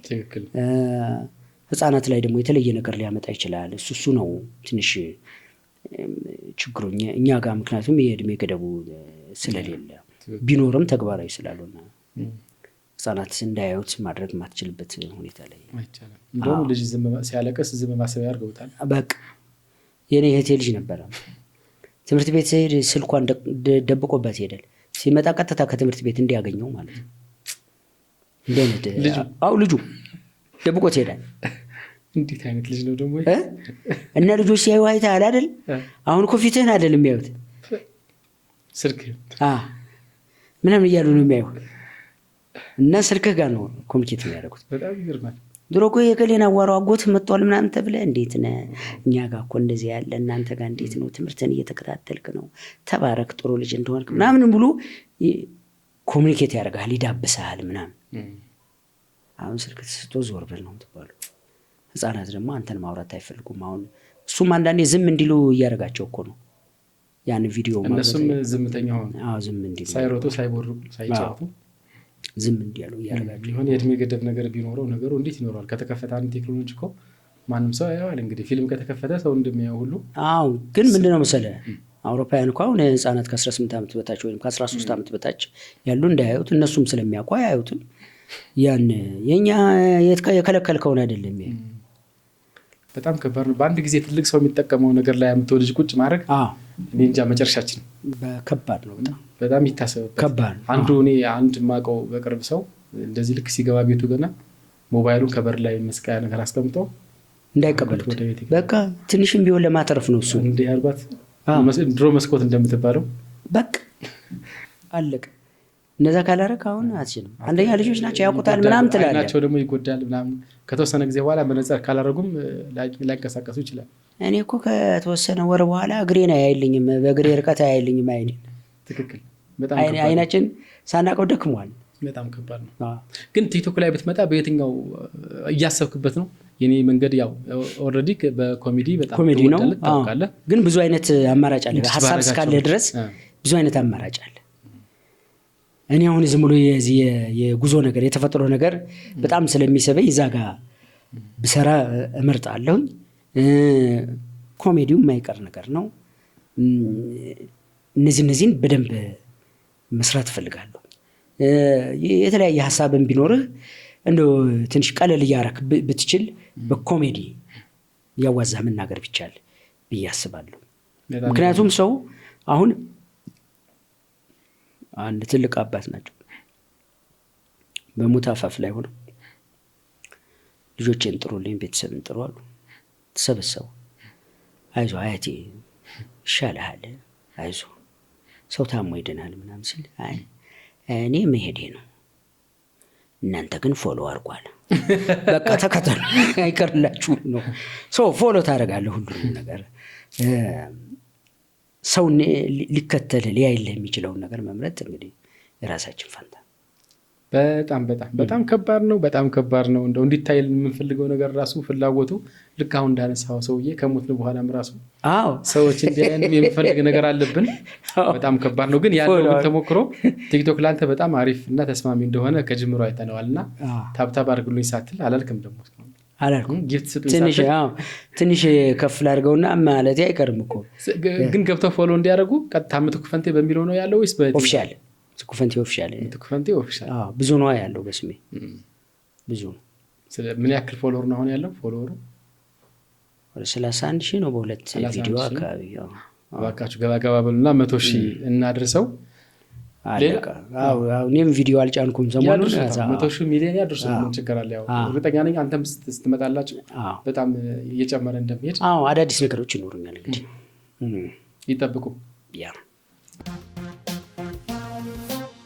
እንግዲህ ያው በተለያየ አጋጣሚ እንግዲህ ሲጨንቀኝም አንተን የማማከር የሆነ መረጃ ስፈልግም እደውላለሁ እና አንተም አንዳንድ ጉዳይ ሲኖር እንደዚሁ እቺ ጉዳይ ብታስተካክላት ትለኛለህ። በጣም ይጠቅመኛል ለኔ ስራና አንድ ጊዜ እስከ ምትናገራለህ እንዳላቋርጥ እኔ አማካሪ አይደለም እንደው ዝም ብሎ ጓደኛ ጠይቃለሁ። ምክር ሀሳብ ጠይቃለሁ እና አንድ ጊዜ ትንሽ አብሬ የማምሸት እድል ገጥሞኝ ነበረ። የተወሰነ ብዙ ባይሆንም የተወሰነ ብዙም አታመሽምና ሁሌ 3 ሰዓት ላይ ገባሁ ብሎ የሚደውልልህ ሰው እንዳለ ገጥሞኛልና እውነት ማናት? እህቴ ናት። እውነት? 3 ሰዓት መግባቴን ቼክ ታደርጋለች ሁሌ። አስቡ ተመልካቾቻችን፣ ሁሌ 3 ሰዓት ላይ 2 ሰዓት ከምናምን 3 ሰዓት ላይ ቼክ ታደርገኛለች እና ቢያመኝ የሆነ ነገር በሆን እሷ ላይ ጫና ላለመፍጠር ተኝቼ አሞኝ ሊሆን ይችላል እኮ ንቅት ብዬ እንዴት ነሽ ማሚ ነው የምንላት። ማሚ እንዴት ነሽ ደህና ነሽ ምናምን አለሁ። ደህና ነኝ ገብቻለሁ ምናምን። አንቺ እንዴት ነሽ ደህና ነሽ ምናምን እላለሁ። እሷ ላይ እንዳይጋባባት ችግርም ካለኝ ምናምንም ካለኝ እንደሱ አድርጋለሁ እና ሁሌ ትደውላለች። ይሄ አንዱ ነገር ነው። ያው ባለቤቴም እንደዛ በሰዓት ልዩነት ቼክ ልታደርገኝ ትችላለች እና አንዳንዴ ታድለሃል ማለት ይቻላል። አንተ በዚህ ጉዳይ እድለኛ ነህ። ከእናትህ ጀምሮ በባለቤትህ በእህቶች እንደሱ አይነት ነገር አለኝ። እንግዲህ እኔ ጥሩ ስለሆንኩ ሳይሆን እነሱ ጥሩ ስለሆኑ ነው። እንደው ወይ ያው አንዳንዴ እኮ እንደ ህፃን ልጅ እኮ ይወድቃል ብለህ በየሰዓቱ ልታስብለት እንደምትከተለው እንደዛ ሊሆን ይችላል እና እኔ ትክክል ስለሆንኩ ብቻም አይደለም እነሱ ልክ ስለሆኑ። እኔ ግን ይህን ሀሳብ አልቀበልህም። አንተ በጣም ጥሩ ሰው ስለሆንክ፣ በጣም ተወዳጅ ስለሆንክ፣ ወይም ደግሞ በዙሪያ ያሉ ሰዎች በጣም የምታስፈልግ ሰው ስለሆንክ የሚለው ነገር በደንብ ይሰመርበት ጥሩ ይሆናል ብዬ አስባለሁ። አንዳንዴ እኔ እንጃ እንደዚህ ነኝ ብዬ አላስብም። ነገር ግን የሚያስቡኝ ሰዎች ወይ ጥሩ የሚያስቡልኝ ሰዎች እነሱ ጥሩ ስለሆኑ ነው እንጂ እኔ ያን ያክል ጥሩ ስለሆንኩ ነው ብዬ አላስብም። ያው ሰው በየጊዜው እያረመ የሚመጣው ነገር አለ እስከ እድሜ ልኩ እና ትክክል ለመሆን ትጥራለህ እንጂ ጥረታችንን ሳንጨርሰው እኮ ነው የምንወሰደው። እና ሁልጊዜ በሆነ አጋጣሚ ጥሩ ነገር ወይ ጥሩ ነገር ስታስብ አንድ ሰው ያገኘህ ይቀርብህና ጥሩ ነው ብሎ ይደመድማል። እንደሱ ላይሆን ይችላል። ያንተ ግን ከዚህ ለየት ብሎብኛል። ምክንያቱም እኔ ያው ብዙ ጓደኞች ጋርም ደውዬ ነበረ ለዚህም ጨዋታችን ስል እንደው አንዳንድ ነገር ብትነግሩኝ በሚለው ሁሉም በጎነትህን ነው የገለጹልኝ፣ ሁሉም እውቀትህን ነው የገለጹልኝ። እኔ አላውቅም ሁሉም ተመሳሳይ መልስ እንዴት ሊመልስ እንደቻለ እኔ ሚስጥር ስለሆነ እነሱ ጥሩ ስለሆኑ ነው። ትናንት ነው ደወል አድርጌ በጎ አድራጎት ብትከፍቱልኝ እነሱ በቅንነት ስለሚያስቡኝ ነው ብዬ ነው የማስበው። እና አንዳንዴ ምንድነው መሰለህ መልካም ከሚታሰብለት ይልቅ መልካም የሚያስበው ሰው ነው የተሻለው። መልካም የሚያስበው ሰው እና እነሱ ጥሩ ስለሆኑ እንጂ እኔ በእነሱ ልክ ነኝ ብዬ ላላስብ እችላለሁ። እኔ ይልቅ ጓደኞቼን በደንብ አውቃቸዋለሁ። ማን ምንድን ነው ለማለት እሞክራለሁ። እስኪ እንደው ይሄን ንገረን እስኪ። አሁን ያው አንድ ችግር ሲፈጠርም ቀድመህም ስለምታስተባብር እንዲህ አይነት ነገርም ስለምሰማ እስኪ ትንሽ ያጫውተን ስለ ጓደኞች።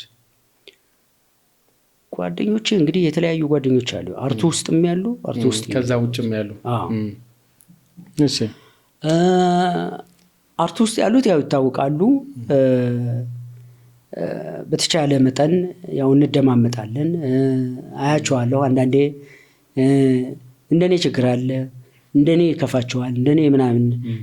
አርቱ ደግሞ ራሱን የቻለ ነገር ነው። አዲስ ነገር ይዘህ ትመጣለህ። አዲሱን ነገር ለጓደኛ ልታወራው ትችላለህ፣ ወይ ይጨምርበታል፣ ወይ የሆነ ነገር ያደርጋል ምናምንና እኔ ለዛ በቃ ሐሳብ በመናገር ወይንም የተነገረኝን ሐሳብ በማዳበር ምናምን አብሬያቸው ቁጭ እላለሁ።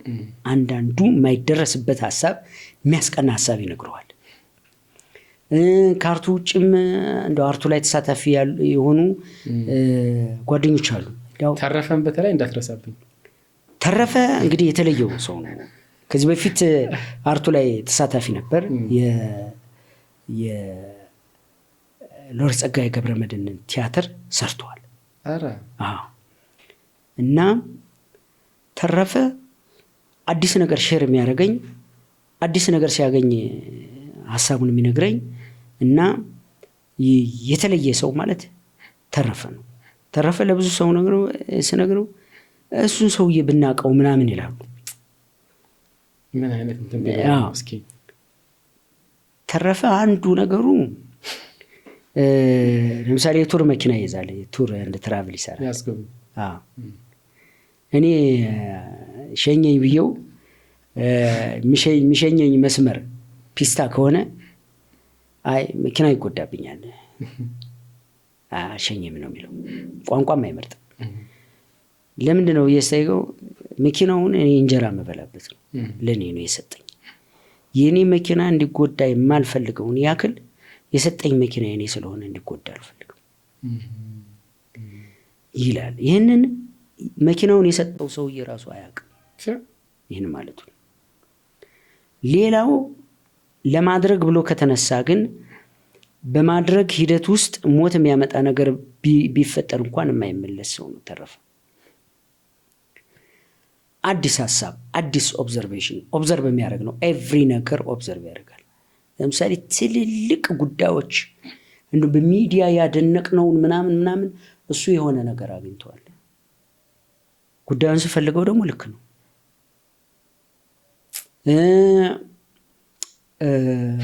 አንተ በሌለህበት እኔ በሌለሁበት በእኔ ጉዳይ ላይ ሐሳብ ብታነሳ እሱ የገባውን ነገር ይነግራል።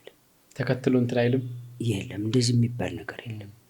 በተቻለ መጠን ያባብልሃል። አይ እሱ የኑስ እንደዚህ አይደለም፣ እሱ እንደዚህ አይነት ነገር ነው፣ እኔ ሳቀው እንደዚህ ነው ምናምን ብሎ መስመሩን በደንብ ይነግራል።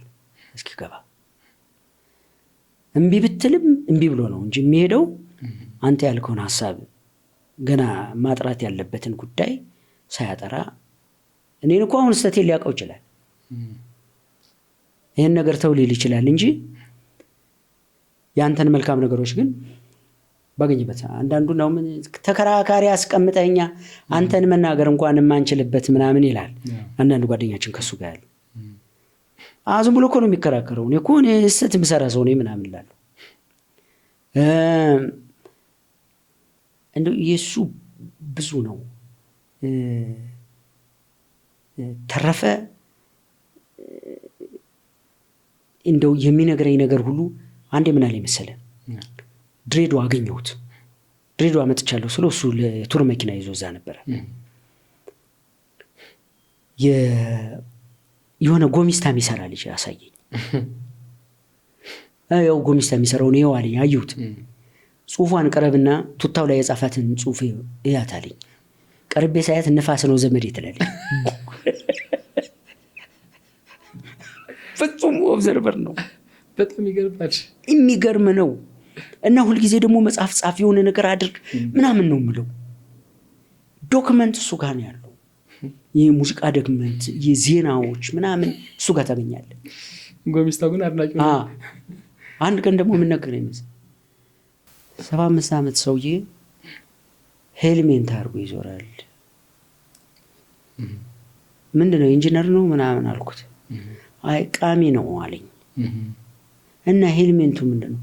ሲመረቅን ከሰማይ ድንጋይ ይመጣል ይመስለዋልና አርማጌዲዮንን ነው የሚያስበው አለኝ። ይሄንን በትክክል ኦብዘርቭ ይደረሰበት ነው። በጣም ይገርማል። አንድ ቀን ደርሶ ከተማው እኮ ትንሽ ዴሊት አይደለም አለኝ። እና ሰዎች ጋር ፎርማት የሚሆን አለ፣ ከተማው ላይ ፎርማት የሚሆን አለ፣ ፈጽሞ መጥፋት ያለበት ሰዎች አስተሳሰብ ላይ ፎርማት ዴሊት ካደረከው ይመለሳል አለኝ። ቴክኖሎጂ ይመለሳል።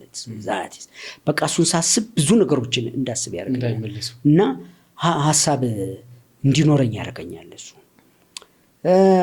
ታደለ የሚባል ጓደኛ አለኝ። ብዙ ጊዜ ስራ አጥቶ አያውቅም። ገንዘብ ብዙ አልነበረውም። አሁን ደህና ነው። የባከነ ሰው እሱም ጓደኛ ነው። ኪነ ጥበብ ውስጥ ደግሞ ብዙ መጽሐፍ የሚሆን ሀሳብ ያላቸው ኮሜዲያኖች አሉ። ለምሳሌ ቤት ዮሐንስ አንዷ ናት። ሌሎችም በርካታ ኮሜዲያኖች ብዙ ሊጽፉ የሚያስችል እንትን ያላቸው አሉ። እንደው በተለየ ግን እንደው በተለየ ከሬ ግን እንደው አልወጣም መውጣት ሲገባው የምትለዋለ ሀሳብ ይዞ ጽሁፍ ይዞ ቁጭ አለ። ጆን የሚባል ጓደኛ ጆን ማለት ልጅ ያሬድና ልጅ ጆን ተብለው አንደኛ ወጥተዋል የፋና ውድድር ላይ። ልጅ ጆን አሁን በያጅ ነው።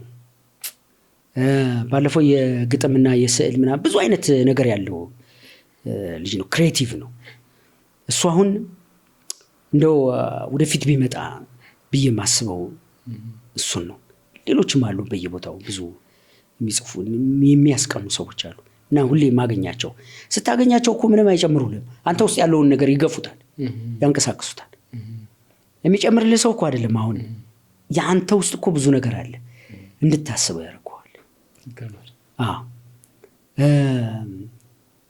አንዱ ያንተ ግጥም አለ አይደል?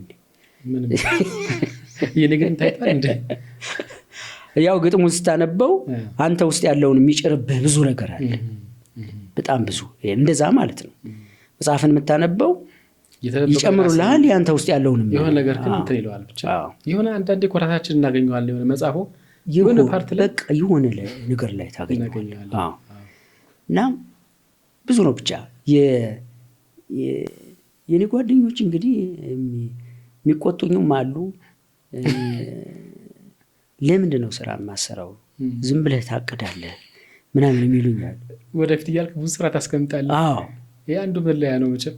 አዎ ይሄ ወደፊት መቼ እንደሆነ እንጃ። አዎ መቼ ነው ዝም ብለህ ነው እንትን የምትለው? ለምን ኦን ዘ ዌይ አትሆንም ምናምን ብለው የሚናደዱብኝ አሉ። እሱን አምናለሁ ካላቸው ነገር ያው ያለኝንም ነገር ስለሚረዱት ነው። እና እነዚህ ማከብራቸው ናቸው። ጭራሽ መተው ቁጣ ነው የሚቆጡኝ። እንደው ይገርማል። ትክክል ነው። አዎ ትክክል። አንዴ ደግሞ ከቀረብካቸው እንትን አትላቸው ማትረክም ማስመሰልም እንደዚሁ የለም አታውቅም። እኔ እንግዲህ አላውቅም። ሰውም ዘርም እምነትም ብሔርም ማትመርጠም ማስመሰልም እንትን አትልምና የለም እንደው ይሄ ነገር እኔ አላውቅም። የድሮ ትክክለኛ ጓደኝነት እንደምንለው ነው በፊት እንደነበረው ያንተ አፕሮች በጣም ለየት ያለ ነውና ከምን የመነጨው? ከእምነትህ ነው። እምነት ላይም ጽናት ያለ ሰው ነህና ምን ነው መሰለህ መርጠህ እንዴት ይቻላል? አንተ የኪነ ጥበብ ሰው ነህ። መርጠህ ከኖርክ እኮ ያንተ ምቾትን ነው እየፈለክ ያለው። ምክንያቱም ክፉ ነው የምትለው ጓደኛ ወይንም አይመችም የምትለው እኮ ጓደኛ አንተ ስትቀርበው እኮ በጣም የሚመች ነው። እና እኔም ስተት አለብኝ እኮ እኔም የማይረባ ጎን አለኝ፣ እሱም አለው። ስለዚህ የማይረባውን ጎን ሽሽት እሱ ጋር ያለውን እውቀት ማጣት አይጠበቅብኝም። ከቻልኩ እኔ የተሻልኩ ሆንኩ ወደ እኔ እንዲቀርብ ነው ማድረግ ያለብኝ። ደግሞ ፈልገህ ደግሞ የምታገኛቸው አሉ እነሱ ጋር ያለው ነገር የሚገርም ስለሆነ በቃ ቀን በቀን አብሬያቸው በዋልኩ ምናምን የምትል ለምሳሌ ፈቃዱ የሚባል ጓደኛ ነኝ። ኮሜዲያን ነው አይደለም? ሌላ ነው። ይሄ ዝም ብሎ ያልሰራው ስራ ጠይቀኝ። በቃ ክብሪት ማምረት የክብሪት እንትን እሳት ማቀጣጠያ ሁሉ ፈጥሯል። ያልሰራው ስራ የለም። በጣም ይገርማል። እንደው አንዳንዱ ነገር አስፈቅጄ ነው ማውራት ያለብኝ። ለጎሉ ለሚፈልገው ነገር የማይተኛ ሰው መጽሐፍ አለው። ክብር ይገባዋል። አዎ ፊዚክስና ህይወት የሚል አንድ መጽሐፍ አለው። መጽሐፉን አዙሮ ነው ሽጦ የጨረሰው። ራሱ ጽፎ ራሱ አዙሮ ነው የጨረሰው። ሌላ የሚገራርም ነገር በሌላ ጊዜ የምናወራው አንዳንዱ ፍቃድ ጠይቀን የምናወራው። ትክክል። ሰዎች ፈጠራ ፍቃድ ይፈልጋል። አዎ ቁጭ ብሎ አንድም ቀን ስለ ሰው መጥፎ ነገር አውርቶኝ አቅም ደውሎ እንትን የሚባል መጽሐፍ አንብበሃል 3 ነገሮችን ልንገርህ ብሎ 3 ነገሮችን ስደውልለት የሚገርም ሁኔታ ላይ ነኝ። የሆነ መጽሐፍ አንብቤ እሱን እያሰብኩ ነው፣ መጽሐፍ እያዘጋጀሁ ነው ምናምን ይላል። አሁንም ስደውልለት ያንተን ይሄ ያልተነቃቃ ነገርህን የሚያነቃቃህላል እንዴት ነህ ምናምን የት ነህ ምሳ እየበላን የምናወራው ነገር አለ ምናምን ብሎ እንደውም አንዴ ዝም ብሎ የሆነ ነገር ሲሰራ ዝም ብሎ ይከፍለኝ ነበር። ለምን ምን አድርጌ ልስል እንዴ ያንተ ሀሳብ እኮ አለበት የምሰራው ነገር ውስጥ እኮ ሼር አድርገናል ሀሳብ እኮ ምናምን ብሎ ይከፍለኝ ነበር። ዝም ብሎ መጥቶ ይከፍለኝ። በጣም ይገርማል። እና አንድም ቀን ስለ ሌላው ሰው ሲያወራ ሰምቼው አላውቅም። ስለ ያዘው ሀሳብ ስለ አነበበው ምናምን አንድ ቀን ስለ ዝምታ ነግሬው ዝም ማለት ከተፈጥሮ ጋር ምናምን ብዬው እኔ የገባኝን ነግሬው ቤቱ ይሄድን ከመደርደሪያ መሀል ዝምታ የሚል መጽሐፍ አንስቶ በቃ ነግረኸኛል ይሄ አንተ ጋር ይቀመጥ ብሎ ሰጠኝ። እና እሱም አንዱ እንዴት አይነት ነገር ነው። ስንት አይነት ሰዎች ነው ያሉት ግን በዓለማችን የሚቀራርሙ ሰዎች ናቸው ያሉት። የሰው ልጅ በራሱ እኮ ታይቶ የማይጠገብ ፊልምና አንተ ሌላ ስሙን ማልጠቅሰው እንደው ዝም ብሎ የወንጀል ነገር ደስ የሚለው አሁን ያን ነገር ትቶ ምናምን ቀጥተኛ ሰው ሆኗል ምናምን ያውም እሱ ወንጀል አይደለም ጉልበተኛ ነው። እሱ የሚነግርህ ነገር ግን በጣም ይገርማል። ጉልበት እያለህ እንዴት ጎዳና ላይ ትተኛለህ ብሎ ጎዳና ተዳዳሪም በካልቾ ይመታል። እንዴት ይስተኛለህ አሰራም ወይ ምናምን ይገርማል። እሱ አሁን የሱም እንደው ብዙ ነው። አሁን ኢኮኖሚ እየፈጠረ ያለ ሰው ነው። እንደው ዝም ብለን ምናነሰው አይደለም። ትንሽ የራሱንም ነገር ልንጠብቅለት እንችላለን። እና እንዲህ አይነት ሰዎችን በየጊዜው ማግኘት ጥሩ ነው። እኔ ከጓደኞቼ ጋር ስገናኝም ስለ ስራ ስለ ሀሳብ ነው እንጂ ማወራቸው ስለ ሌላ ነገር አውርቼ ብዙ ምቾት የማይሰጠኝ። በጣም እድለኛ ነህ በጓደኛ ረገድ።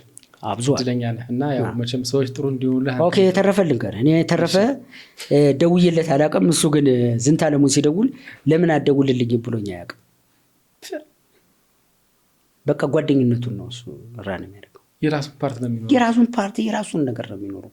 እኔ እንደሱ አደርጋለሁ ወይ ብዬ ሳየው ካልደወልክልኝ ለካ ተወዋለሁ። እኔ በቃ እሱን ነው መተው ያለብኝ። ለካ የምፈልግህ ከሆነ ብዬ አንተ ጋር መደወል ደውዬለት አላውቅም። እሱ እንደ እግዚአብሔር አይቶ ደውሎ ሀሳቡን ይነግረኛል እንጂ ለምን ጠፋ ለምንድን ነው የማትደውለው ምናምን ብሎ አንድ ቀን ሰምቼበት አላውቅም።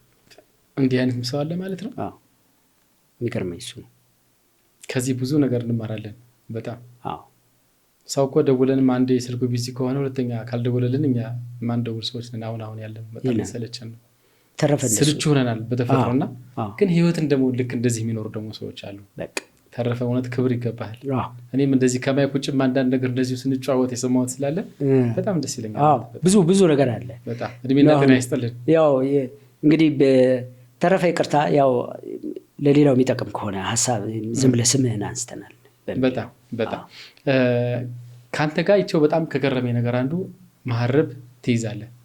በዚህ ዘመን መሀረብ በሳቅ ነው የሚሞቱት። ማረቤን ሳወጣው ከኪሴ ለምንድን ነው? ፋዘር ነበረው እንዲህ አይነት ነገር አባቶች ንጹህ ነበሩ።